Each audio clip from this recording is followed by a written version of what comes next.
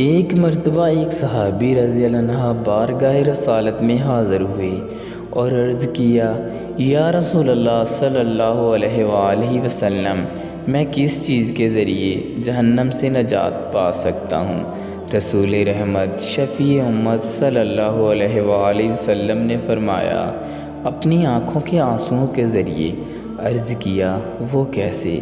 فرمایا، خوف خدا سے رویا کرو، کیونکہ جو آنکھ اللہ پاک کے خوف سے روئے اسے جہنم کا عذاب نہیں ہوگا۔ پیارے بھائیوں، معلوم ہوا خوف خدا کے سبب رونا جہنم سے بچانے والا عمل ہے۔ کاش ہمیں خالص اللہ پاک کی رضا کے لیے خوف خدا کے سبب رونا نصیب ہو جائے۔ روزانہ تنہائی میں، بلکہ ہو سکے تو قبرستان جا کر آنکھیں بند کر کے بیٹھ جائیں، اپنی کمزوری و توانائی کا تصور باندھیں، اپنے گناہوں کو یاد کریں اور سوچیں کہ اگر گناہوں پر پکڑ ہو گئی، اللہ پاک مجھ سے ناراض ہو گیا تو میں کیا کروں گا؟ ان قریب حضرت ملک الموت علیہ السلام تشریف لے آئیں گے، میری روح قبض کر لی جائے گی، پھر جلد ہی میرے عزیز رشتہ دار غسل دے کر، کفن پہنا کر، نماز جنازہ کی ادائیگی کے بعد گپ اندھیری قبر میں اتار دیں گے۔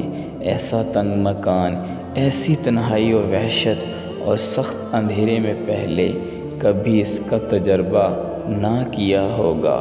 ابھی موت کی تکالیف کم نہ ہوئی ہوں گی کہ قبر کی وحشت اور یہ وحشت دور نہ ہوئی ہوگی کہ منکر نکیر تشریف لے آئیں گے۔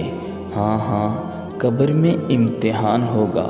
افسوس صدا افسوس، اگر میرے گناہ آڑے آ گئے اور میں قبر کے امتحان میں ناکام ہو گیا تو میرا کیا بنے گا؟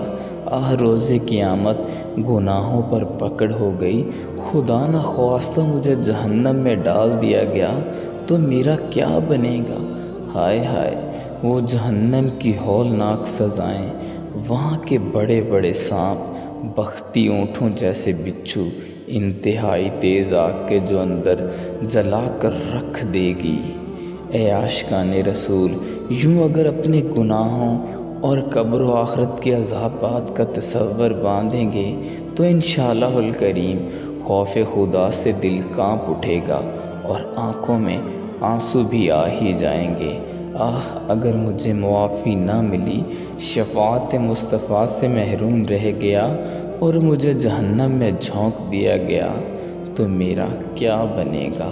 اور ہو سکتا ہے اس عمل سے ہمیں جہنم کی آگ سے چھٹکارا مل جائے اور ہماری بخشش ہو جائے، اور اللہ تعالی ہمیں ہدایت کے راستے پر چلنے کی توفیق عطا فرمائے۔ آمین۔